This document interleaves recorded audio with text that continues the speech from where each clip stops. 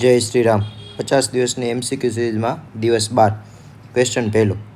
એમાઇડને P2O5 સાથે, amide એટલે RC double bond O અને અહીંયા NH2, એની P2O5 સાથે રિએક્શન. P2O5 અહીંયાથી હાઇડ્રોજન અને અહીંયાથી ઓક્સિજન દૂર કરી પાણીનો અણુ દૂર કરે છે.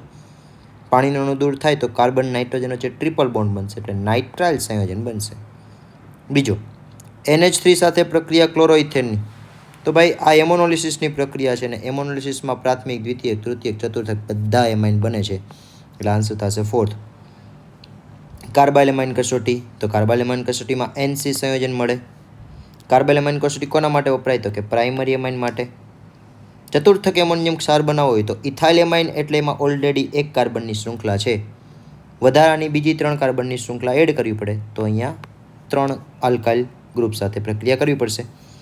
કઈ પ્રક્રિયામાં મધ્યસ્થી તરીકે નાઇટ્રીન બને છે તો કે અહીંયા હોફમેન બ્રોમેમાઇડમાં છે ને પ્રક્રિયા ક્રિયાવિધિ ચેક કરીએ ત્યારે કંઈક આવું સંયોજન બને છે, ડબલ બોન્ડ O અને અહીંયા N સાથે જે 2 હાઇડ્રોજન હોય એમાંથી એક હાઇડ્રોજન દૂર થઈને ત્યાં Br જોડાયેલો હોય, અહીંયા હાઇડ્રોજન હોય.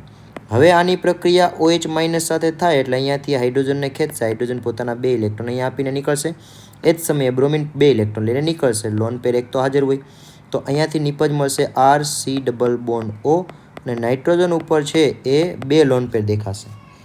તો આ 2 લોન પેરને એક બોન્ડવાળું સંયોજન છે એને કહેવામાં આવે છે નાઇટ્રીન સંયોજન.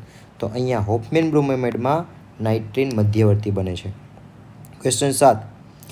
કોના સંશ્લેષણમાં છે એ કઈ પદ્ધતિ વપરાતી નથી એમાઇનના સંશ્લેષણમાં કે અલગીકરણમાં? તો કે અહીંયા વુડ્સ પ્રક્રિયા આપણી પાસે સીધો ઓપ્શન છે. કાર્ટિયસ પદ્ધતિ શું છે તો કે કાર્ટિયસ પદ્ધતિમાં RC ડબલ બોન્ડ O અને Clની પ્રક્રિયા તમે NaNO N3 અને H3O+ સાથે કરો એટલે ડાયરેક્ટલી આમાંથી બનશે એમાઇન સંયોજન, એટલે કાર્ટિયસ પદ્ધતિમાં આવું હોય છે. એટલે વુડ્સ પ્રક્રિયામાં એકમાં પોસિબલ છે નહીં. ક્વેશ્ચન 8.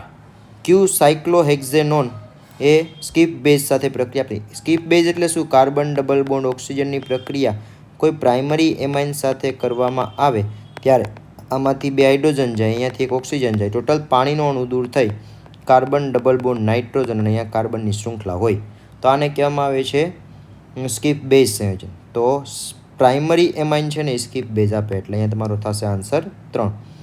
Question number 9. POCl3 અહીંયાથી OH કાઢે, અહીંયાથી H કાઢે ને આની વચ્ચે ટ્રિપલ બોન્ડ બનાવશે તો આ NC સંયોજન બની જશે. ગ્રિગ્નાર્ડ પ્રક્રિયા સાઇનોજન ક્લોરાઇડ. સાઇનોજન ક્લોરાઇડ એટલે કે અહીંયા આપણી પાસે ગ્રિગ્નાર્ડ પ્રક્રિયા કોઈ RMgCl અથવા તો X, આની ClCN સાથે પ્રક્રિયા તો આ Cl ઉપર છે ને માઇનસ ચાર્જ હોય, CN ઉપર પ્લસ ચાર્જ હોય છે એટલે આ આપને ખ્યાલ છે કાર્બનની શૃંખલા સીધો અહીંયાથી CNને ખેંચશે એટલે નિપજ બનશે RCN, તો નાઇટ્રાઇલ સંયોજન બનશે એટલે આન્સર થશે ફર્સ્ટ. એનિલિન વાયુ પ્રમાણમાં બ્રોમિન જળ સાથે પ્રક્રિયા કરે તો 2,4,6 ટ્રાઇબ્રોમો એનિલિન આપે છે ભાઈ. હોફમેન કાર્બાઇલેમાઇન પ્રક્રિયા, કાર્બાઇલેમાઇન કસોટી કોણ આપે છે તો કે પ્રાથમિક એમાઇન જ આપે છે તો અહીંયા સેકન્ડરી આપણો આન્સર થશે જે નહીં આપે. ઇથાઇલ એમાઇન મર્ક્યુરસ ક્લોરાઇડ સાથે CH2 સાથે. હવે ઇથાઇલ એમાઇન એટલે તમારી પાસે હશે CH3 CH2 અને NH2, આની પ્રક્રિયા CH2 એટલે કાર્બન ડબલ બોન્ડ સલ્ફર સાથે થાય. નાઇટ્રોજનની લોન પેર કાર્બન ઉપર અટેક કરશે, બંધના ઇલેક્ટ્રોન સલ્ફર ખેંચશે, અહીંયાથી એક હાઇડ્રોજન સલ્ફર ઉપર શિફ્ટ થશે અને સંયોજન અહીંયા બની જશે આપણું CH3 CH2, આ NH એ જોડાશે C સાથે, અહીંયા ડબલ બોન્ડ S આવશે, અહીંયા સિંગલ બોન્ડ S સાથે H આવી જશે.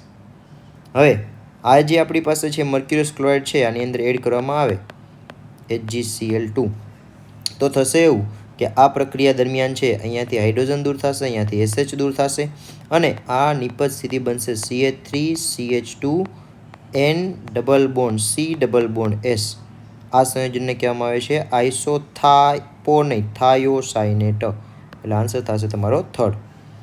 A અને B નિપજ શું હોઈ શકે તો ચોખ્ખી વાત છે કે આનું કામ એક જ છે, પોઝિટિવવાળા ભાગને ખેંચે તો અહીંયાથી એ H+ ને ખેંચશે એટલે આ CH3 રૂપાંતરિત થશે CH4માં, MgBr જોઈન્ટ થશે, અહીંયાથી એક હાઇડ્રોજન દૂર થયો હશે એની જગ્યાએ તો અહીંયા NH સાથે આવશે MgBr એટલે આન્સર આવશે તમારો ફોર્થ. એનિલિનને સાંદ્ર HNO3 સાથે શું આપે છે? સાંદ્ર HNO3 છે, HNO2 નથી. HNO3 છે એ પ્રબળ ઓક્સિડેશન કરતા હોવાથી છે તમને નિપજ આપશે આ ઓક્સિડેશનવાળી ક્વિનોન સંયોજન. Question number 16. ક્યુ સંયોજન હિન્સબર્ગ પ્રક્રિયા? હિન્સબર્ગ પ્રક્રિયા ભાઈ પ્રાઇમરી, સેકન્ડરી આપે, ટર્સરીનો આપે, તૃતીયકવાળો આપણો આન્સર છે. આ પ્રક્રિયા દરમિયાન શું થશે? અહીંયાથી 2 હાઇડ્રોજન દૂર થશે, અહીંયાથી 1 ઓક્સિજન દૂર થશે, ટોટલ પાણીનો અણુ દૂર થઈ અને નિપજ જે બનશે એક આ પ્રકારની બનશે. અહીંયા C સાથે છે ડબલ બોન્ડ સીધો N લાગશે અને CH2CH3 આવી નિપજ બનશે. આનું રિડક્શન થાય એટલે આ પાઈ બંધ તૂટશે, બે બાજુ એક હાઇડ્રોજન જોડાશે અને પછી એની પ્રક્રિયા HNO2 સાથે કરવામાં આવે એટલે અહીંયાથી હાઇડ્રોજન, અહીંયાથી OH દૂર થઈ અને સંયોજન છે આ pHને ડાયરેક્ટલી લખીએ, C સાથે CH3 અને આ N સાથે જોડાશે NO, નાઇટ્રોસો ગ્રુપ જોડાશે અને નાઇટ્રોસો ગ્રુપ જે જોડાઈને નિપજ બને છે એનો રંગ છે એ પીળો રંગ જોવા મળશે. અહીંયા પ્રક્રિયા દરમિયાન ચોખ્ખું દેખાય છે, KOBr દેખાય ને, KOBr એટલે KOH પ્લસ Br2, તો KOH ને Br2 હોય ને તો આ એ નામનું સંયોજન હંમેશા એમાઇડ હોય, ફાઇનલ ધ્યાનમાં રાખવાનું છે. તો એમાઇડ વાળું એક જ ઓપ્શન છે આપણી પાસે, થર્ડ. Question number 19. 180 આણ્વીય દળ ધરાવતું સંયોજન. હવે જો પહેલાં પ્રક્રિયા આપણે જોઈ લઈએ. RNH2 હોય ને, આની પ્રક્રિયા CH3 double bond O Cl સાથે કરવામાં આવે એટલે નાઇટ્રોજનની લોન પેર સીધો અહીંયા અટેક કરે, અહીંથી ક્લોરીનને દૂર કરે એટલે નિપજ આપણી શું બને તો કે RNH અને અહીંયા C ડબલ બોન્ડ O અને CH3 જોડાશે. એટલે અહીંયા જોવા શું મળ્યું? એક હાઇડ્રોજન ગયો ને આટલું ગ્રુપ ઉમેરાય છે. હવે આ ગ્રુપનું છે ને આણ્વીય દળ 43 હોય, 43 જેટલું. અહીંયાથી એક હાઇડ્રોજન પણ ગયો છે અને એની જગ્યાએ 43 એડ થયો, મતલબ કે એક માઇનસ થયો છે ને 43 એડ થયો એટલે ટોટલ આપણે એડ કેટલું થયું કહેવાય? 42 U જેટલું એડ થયેલું છે. એટલે અહીંયા તમે 42 U જેટલું એડ થાય છે. ટોટલ આણ્વીય દળ કેટલું થઈ જાય છે? 390. શરૂઆતમાં કેટલું લીધું હતું? 180. તો 180 ને માઇનસ કરી નાખો એટલે અહીંયા આવશે આન્સર તમારો 210. તો અહીંયા 210 શું દર્શાવે છે? કે 210 એવું દર્શાવે છે કે ભાઈ ટોટલ આટલો વધારો થયો છે. હવે જો આ એક ગ્રુપ એડ થયું હોય ને તો 42નો વધારો થયો હોય, 210નો વધારો થયો છે. એનો મતલબ એવો થયો કે 210 ભાગ્યા તમે 42 કરો એટલે આન્સર આવશે 5. એનો મતલબ કે તમે જે આ સંયોજનની અંદર આવા 5 ગ્રુપ એડ કર્યા છે. 5 ગ્રુપ ક્યારે એડ થાય? તો કે જ્યારે એમાં એમિનો સમૂહની સંખ્યા 5 હોય ત્યારે. એટલે આન્સર મળી ગયો તમારો સેકન્ડ.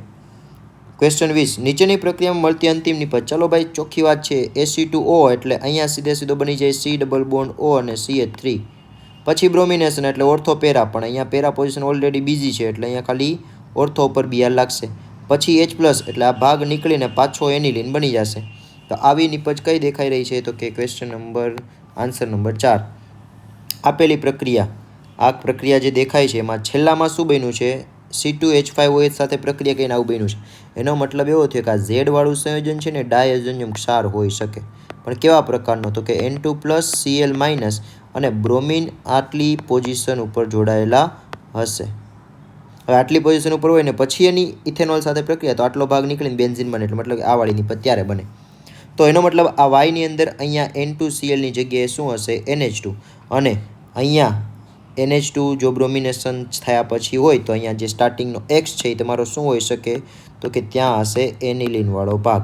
એનું બ્રોમિનેશનથી આવા પ્રકારનું સંયોજન બનશે કે જેમાં અહીંયા NH2 હશે અને બાકી બધી પોઝિશન ઉપર Br જોડાયેલો હશે.